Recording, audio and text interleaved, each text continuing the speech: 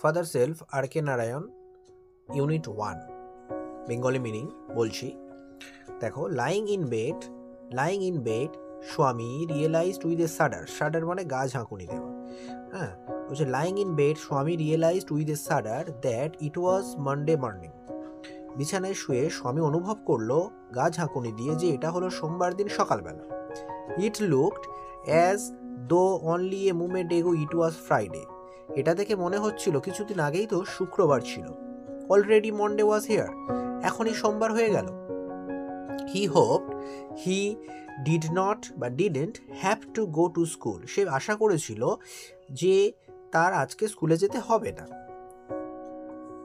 At 9 o'clock, সকাল 9টার সময় স্বামীনাথন আর্তনাদ করে উঠল। আই হ্যাভ এ হেডেক, আমার মাথা ব্যথা রয়েছে। মাদার জেনারেলি সাজেস্টেড দ্যাট স্বামী might stay at home.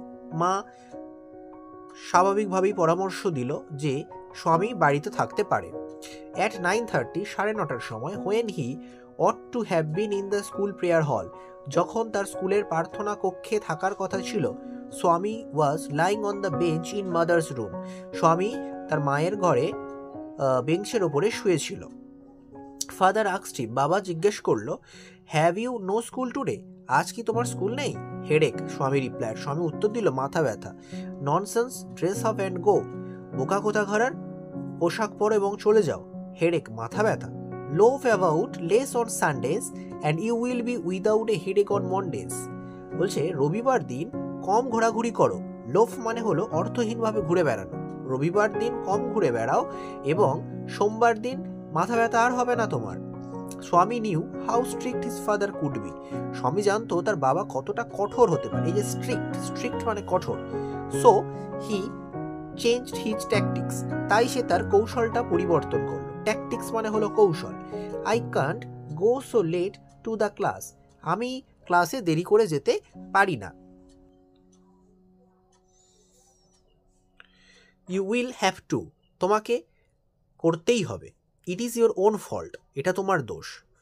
What will the teacher think if I go so late? শিক্ষক কী ভাববেন যদি আমি দেরি করে যাই? Tell him you had a headache and so are late. তাকে বলে দিও যে তোমার মাথা ব্যথা ছিল তাই তোমার দেরি হয়েছে। He will scold me if I say so. তিনি আমাকে বকবেন। স্কোল্ড মানে বকি করা। তিনি আমাকে বকাবকি করবেন যদি আমি এরকম বলি। Will he? Let us see. কে তিনি? চলো দেখা যাক। What is his name? তার নাম কি? তার নাম স্যামুয়েল। তাহলে স্বামীনাথনের যে টিচারের নাম কি? Samuel. Does he always scold the student? সে কি সবসময় ছাত্রদের বকাবকি করে? He is a very angry man. সে একজন খুবই রাগী মানুষ। He is especially angry with boys who come in late. সে বিশেষ করে রেগে যায় সেই সমস্ত বালকদের ওপরে যারা দেরি করে স্কুলে আসে। I wouldn't like to go late to Samuel's class. আমি স্যামুয়েলের ক্লাসে দেরি করে যেতে পছন্দ করি না। If he is so angry, যদি সে এতই রাগী হয়, why not tell your headmaster about it? কেন তোমরা তোমাদের প্রধান শিক্ষক এ বিষয়ে বলো না? They said that even the headmaster is afraid of him. তারা বলে যে প্রধান শিক্ষকও নাকি তাকে দেখে ভয় পায়। আচ্ছা, এই পর্যন্ত ছিল ইউনিট 1। এবারে হচ্ছে কম্প্রিহেনশন এক্সারসাইজ। কম্প্রিহেনশন এক্সারসাইজের 1-এর দাগে এমসিকিউ দিয়েছে, কারেক্ট অল্টারনেটিভস। বলছে উইথ এ শাডার স্বামী রিয়েলাইজ দ্যাট ইট ওয়াজ হবে গা ঝাঁকুনি দিয়ে স্বামী অনুভব করলো যে এটা ছিল কি বার? এটা হচ্ছে কি মানডে। When স্বামী ought to have been in the school prayer hall, যখন স্বামীর প্রার্থনা কক্ষে থাকার কথা ছিল, he was lying on the, সে কোথায় ছিল? বেঞ্চ। According to স্বামী, Samuel is especially angry with boys who are late. Time when স্বামী complained of a headache, সময়টা কখন? যখন স্বামী তার মাথা ব্যথার কমপ্লেন করেছিল। At 9 o'clock of Monday morning.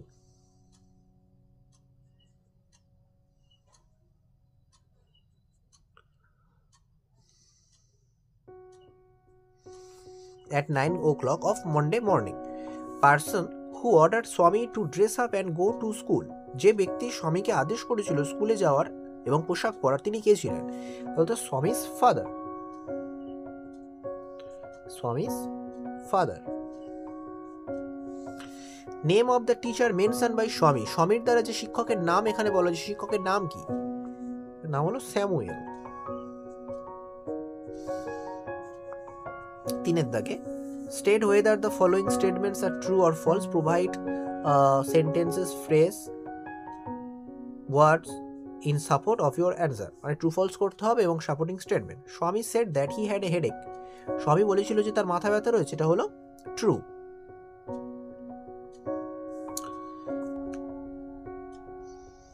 At 9 o'clock, Swaminathan wailed, I have a headache. এইটুখানি। তারপরে Swami was lying in his father's room. Swami তার মায়ের বাবার ঘরেতে শুয়েছিল, এটা। At 9:30, when he ought to have been in the school prayer hall, Swami was lying on the bench in mother's room.